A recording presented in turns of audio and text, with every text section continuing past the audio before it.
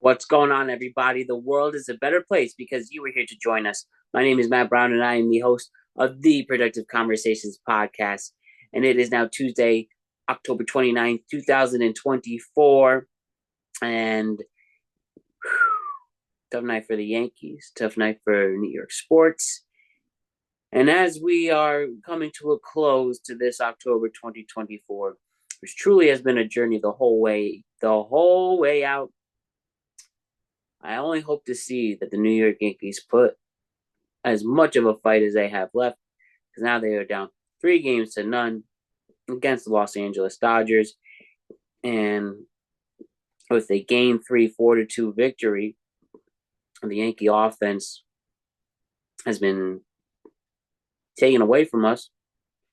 Now batting 186 throughout the first 3 games. We're just in a bad, sad, upsetting place. It's not looking good.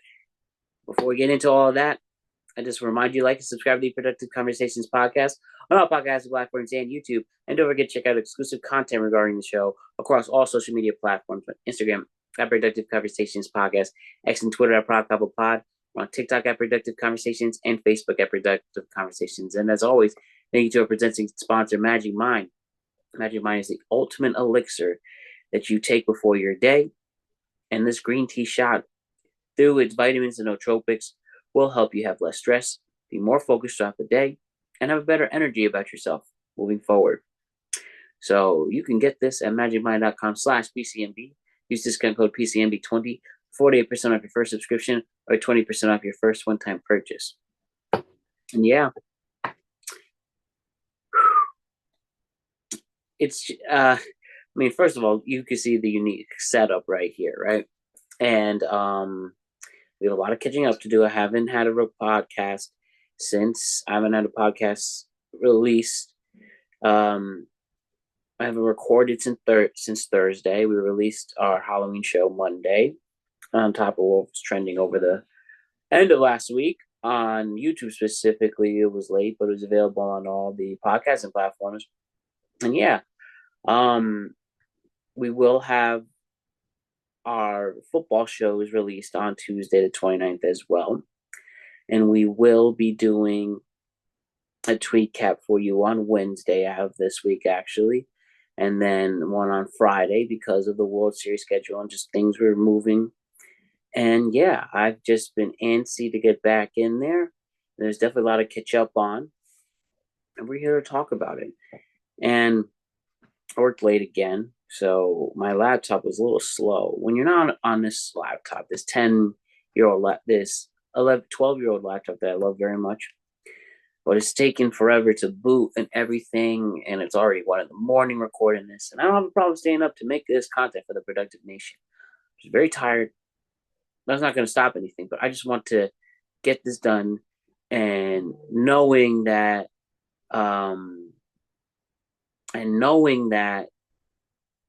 this will render much faster than a slow laptop, we are doing the iPad for the first time. But yes, to the baseball though, and we are here where we see the Yankees offense in the Aaron Boone era. We've had actually pretty solid pitching through most of it. Can't forget Tanaka. James Paxton was good for us. Cole was bad in Boston, but he's held his own for the most part. And just to name a few. But one of the problems when we were losing, when we have lost especially, is because the offense is stopped. And now that is kind of becoming a theme during the first few games of Yankees Dodgers. And somehow this World Series that everybody was so hyped that I did not hear one take say that this was going to end in a sweep or in 5 games. Everybody said that this was going 6 or 7. Now they're on the brink of a sweep, where the Dodgers are doing everything right, that the Yankees are doing everything wrong. Obviously defensively, obviously on the base paths and base running. And when you saw specifically Giancarlo Stanton get thrown out on that Volpe base hit, that was probably the nail in the coffin. Maybe the nail in the coffin, and having Louis Sproulhouse of all people making that him run is nasty. Maybe the nail in the coffin was Aaron Judge's constant striking out. Maybe the nail in the coffin was Clark Schmidt looking like he was too big in the moment. Maybe the nail in the coffin was Freddie Freeman's home run. Again, now his home run in 3 straight World Series games. In this World Series, and I believe 5 World Series games since his Atlanta ring in 21. And yeah, and then you see the Dodgers just making spectacular plays. Mookie Betts making diving catches. Teoscar Hernandez was responsible for throwing out Stanton. I mean, on the Tommy Edman is looking awesome out there. Max Muncy looking good at third, and it's disappointing. It sucks to see. It sucks to see. And then we have Walker Buehler looking like Sandy Koufax out there, not only giving a hard time to the Mets, but tonight was going absolutely ham. I'm a beautiful cat here. I mean, say hi there. I'm on that. Yeah. But so I got that going on. And with the exception of Stanton, who let's just quickly go with who got hits today.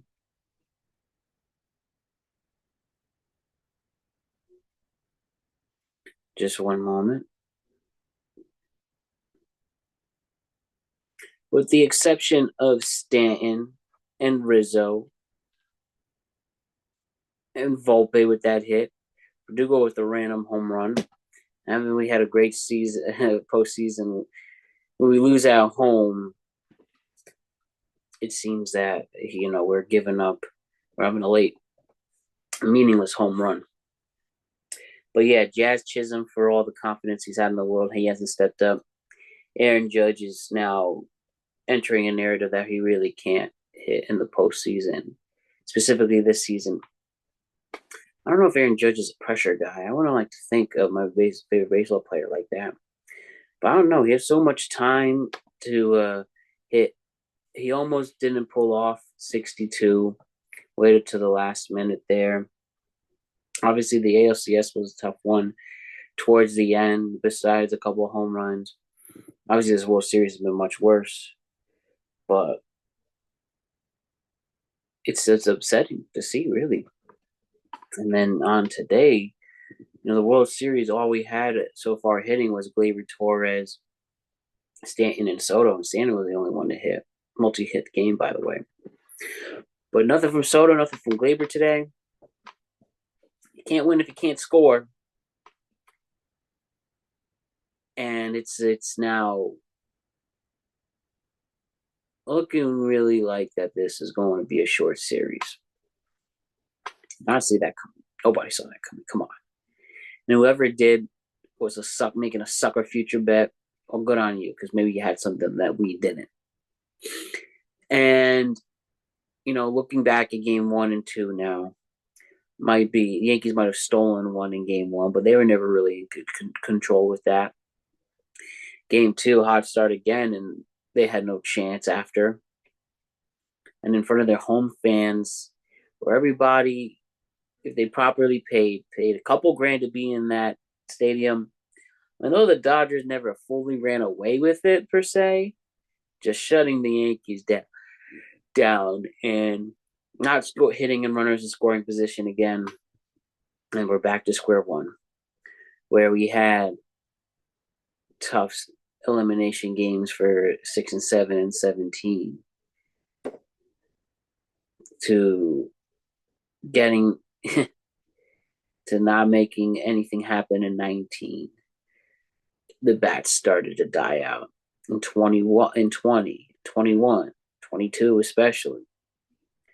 They go late into the postseason and nobody wants to hit anymore. And what's that? Like, come on, what's that?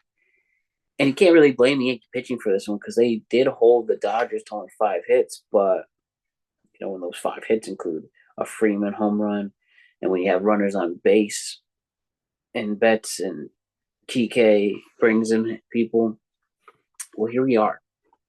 And I know the games have looked close on paper, it's just you just never felt that the Yankees bats were going to run away with it. And when they do go on base, they shoot themselves in the foot with horrible base running. And really reflecting on where this goes, and my thoughts won't really dwell until it's really over. And though there's a really small chance, there is a chance. I mean, wouldn't it be nice if this Yankee team can avenge 2004 by being down 3-0 against the Dodgers? This really good Dodgers team that doesn't seem to be flawless, and any flaws they really have are only from injuries. But yet, whoever they put out there seems to be producing, and that's on Dave Roberts, which I will say, man, gets this World Series victory. You can argue he's a Hall of Fame manager. You really can. Even with the stacked roster he's always had, he's just pushing the right buttons. Boone doesn't seem to be. We could go back with some questionable bullpen decisions, especially the infamous Game 1 decision that if the Yankees wound up getting swept or losing 5, that'll be on Boone's legacy till he wins.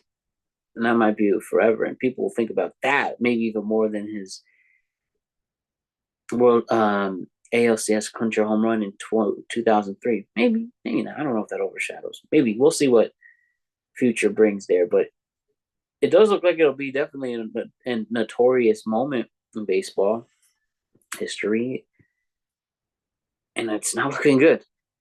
But the not shaking up the lineup, the questionable bullpen decisions, and sounding overly ambitious, maybe even a clown saying, let me get the exact quote from the press conference from Mr. Boone. Oh, I just had it. Look at that, another parlay lost by a leg. This time I'm only lost by a 3-pointer. That's my problem. It says here, Yankees manager wants to, quote, shock the world by coming back from a 3-0 deficit. Even if there's no doubt a part of me thinks that's stupid and bullshit, because the Dodgers are hitting all the right buttons. They have the more talented lineup. And as we said, the Yankees have the advantage in pitching, and they've somewhat held this Dodgers team at moments, but when they do hit, it's usually runners in scoring position. They hit the sweet spots, and we're here. We are where we are with it. And it's frustrating as hell. But so here, we'll still watch. We will be there until the final moment, until they're knocked out for good. And God forbid they celebrate on our field. But there might be the chance. And it will come down to Yankees never really establishing a strong lead, to only Soto, Stanton, and Gleyber hitting. But now you can even eliminate Soto and Gleyber, that really only with Stanton hitting. And as I mentioned again, you're batting 186 in the World Series, you're not going to win, especially for this much better Dodgers team.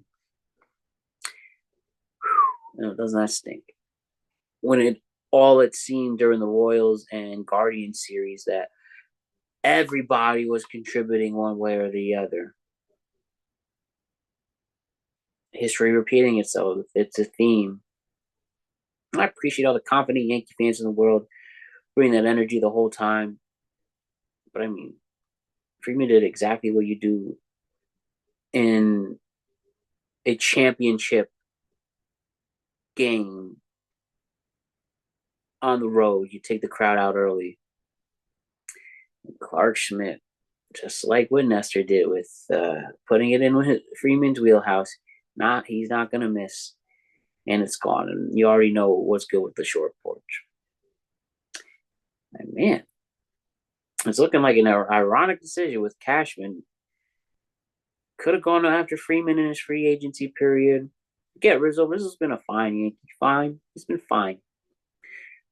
I like watching him, but the irony if Freddie Freeman is literally responsible for knocking you out. But there's still a game 4. Still going to watch. I'm pretty sure there's a great chance that the Yankees wind up winning. If they wind up getting swept, boy, we have a lot to talk about, don't we? But I feel like the Yankees can at least get one. And then we'll take it a game at a time.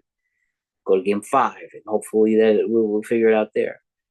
And if we're somehow back, if we're somehow still here talking about baseball on the weekend for 6 and 7, then we'll worry about that then. But Yankees, Dodgers might not be the most competitive for both team series that we hope, at least not after the first 8 games. It sure as hell did in game 1. Game 1 might be a classic World Series game. And game 2 was a little slower with that. Not much was going on. And then all Dodgers today with their pitching. And now they're bringing their bullpen out, which we've clearly seen their bullpen step up. Especially having bullpen games when they were in elimination spots. Yeah. So if they can bring a bullpen game in an elimination game where they are down on the road, then they can do the bullpen game again, giving the Mets a hard time. And now you bring it to the Bronx, where nobody's hitting anyways for the Yankees. Sure, LA has all the confidence in the world. But here we are. Still going to fight. Still going to cheer. Who knows where we'll be.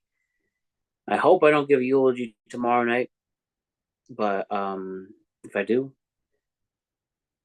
I still love the Yankees. But there's clearly a lot of work to do, especially making this a little more competitive. But yes, and also if you're curious, I didn't record over the weekend. What happened was I've been in a unique time in my life. I'm in a unique time in my life. I work a lot. Trying to get a better career job.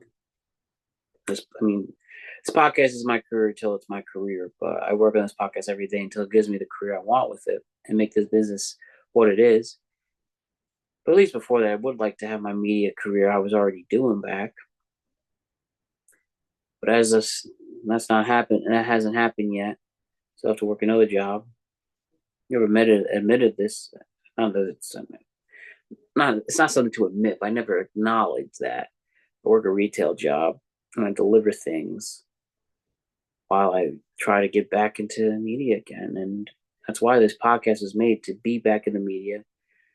I interned at SiriusXM, interned at Nickelodeon, interned at CNN, and worked at MTV, and A&E, and some production houses and casting companies and all of that. No, I'm not working those out now, and I had 9 to 5s. I have to work all the time. I do so much to make sure I have my social life too, while pursuing this dream with the podcast and just getting a 9 to 5 back. Because working all these nights, retail, it's not easy. And the other day when I work at the retail, I'm going to deliver. And, got an opportunity to hang out with one of my best friends, the great Sam Manchari, and another very close friend of mine, Rain. I said I want to do it because, like, the past 8 to 10 weeks I've been working weekends. I haven't seen much of my friends, and I wanted to see them. And thank God I got that chance. So I went up to Hartford to go to my college. I went back to my alma mater, University of Hartford, and visit campus for the first time for what they call October events. Me and Sam, we went up to our friend Rains in Glastonbury. We drove up on Friday night. I watched the first 3 innings. I listened to it ended in 10. I listened to the last 6 innings, got to Rain's home, and watched innings 9 and 10. And I will always remember where I was watching Freddie Freeman's grand slam against the Yankees. Oh, that was so heartbreaking, especially after Jazz's legitimately good base running, the only good base running we've seen in this whole postseason for the Yankees. And he gets up and they score the sac fly, and then the disaster. They just kept getting on, and we always talk about it in the postseason. It starts with a walk, and Nasty Nestor comes in, and yeah, beloved Yankee. I don't know how people feel now, but you have Freddie Freeman, bases loaded, lefty on lefty, 2 outs, up by 1 to steal game 1, and Austin Wells wants it high, and he throws it in Freeman's wheelhouse. And again, I will never forget where I was during what looks like it's going to be an all-time baseball moment. I had such a great day on it. And then after that game, you're sad, and we watched the movie and enjoyed, fun adult things. So I didn't get to record my reaction as planned. And then got up. Then we went to Hartford and spent the whole day in West Hartford and Hartford, went to campus, got back to watch the game though, and then went back out in Hartford after that. I saw the whole game too. And Sunday hung out again. And then I watched the NFL on Sunday. All there. And speaking of, by the way, how with the Jets, I'm gonna do my football show later today on Tuesday, release it as a 2-parter as planned, as I said. But I just want to say the Jets stuff on the record, and seeing their embarrassing loss to the New England Patriots, who are supposed to tank this year anyways and be very bad. Yet somehow they hosted the Jets, who are now on a 6-game losing streak, and now have ruined Aaron Rodgers' legacy forever. They got him hurt in his first season, and then the second season continue to put the overcome that. And now the New York Jets are a laughingstock in the NFL. Even after acquiring Devontae Adams, even how being supposedly a much improved offensive line who do nothing but get Aaron Rodgers hurt. Breece Hall doesn't look like the star running back as they expected. Garrett Wilson, where the hell is Garrett Wilson? Sauce Gardner, a former defensive player rookie of the year, and he's just getting shitted on. Now you lost to a team that you were supposed to beat, where you are a 7.5-point favorite, and you just straight up shit the bed, lose respect at this point. Not only the fan base's hope and dreams, but you're just not respected by your own fan base and by the league and anybody who watches sports, especially the NFL. You now are as embarrassingly bad as it can be. You really should be ashamed. Yet there's teams that are literally worse on paper. The Panthers, the Jaguars aren't too good. The Saints look like they are a lost cause. But the New York Giants, who I love, are a terrible team. But the Jets, for all your expectations, for the 9.5-point over-under number you were rewarded from Vegas, and those who are a sucker who voted the Jets over, you're fucked. And as for the people who have the under, yeah, you're excited. What a joke. Where the division is in shambles besides the Bills. Where you have a modest AFC, even with the undefeated Chiefs, who somehow are winning it with defense. But you fire the coach, you take play call duties away from the offensive coordinator, you give Aaron Rodgers everything he wants, And it's only led to what will be a notorious, infamous, and downright embarrassing season for the New York Jets that it will take still many, many more years to dig yourself out of. And now 13 straight seasons without the playoffs will no doubt turn to 14 and will continue on and on and on and until the owner sells, which I think, and get this, Dolo, get this, I think New York will straight up bully the Johnsons to sell the team. I mean, what's so bad about that? You get billions out of it. You set your family for life. You already are established in pharma. And on top of this, you'll just be known as a god-awful owner who somehow held the Jets for a couple of decades. And it's led to this upsetting, gross, and straight up hilarious downfall. But I digress. Jets are donezo, and they will continue to be as bad as it gets. But I will leave it with that with my Jets rant. I'll talk more about it during the football shows. And yeah, as the Jets embarrass New York, as the Giants embarrass New York against the Steelers, Daniel Jones will never, ever, you'll never hear a positive thing said by me about Daniel Jones. Knicks losing to the Cavaliers, like, come on. What the hell is that? And the Yankees. The Yankees letting us down. You're supposed to be a bit competitive in this, what we thought was going to be a once-in-a-lifetime World Series. But yep, ugly stuff.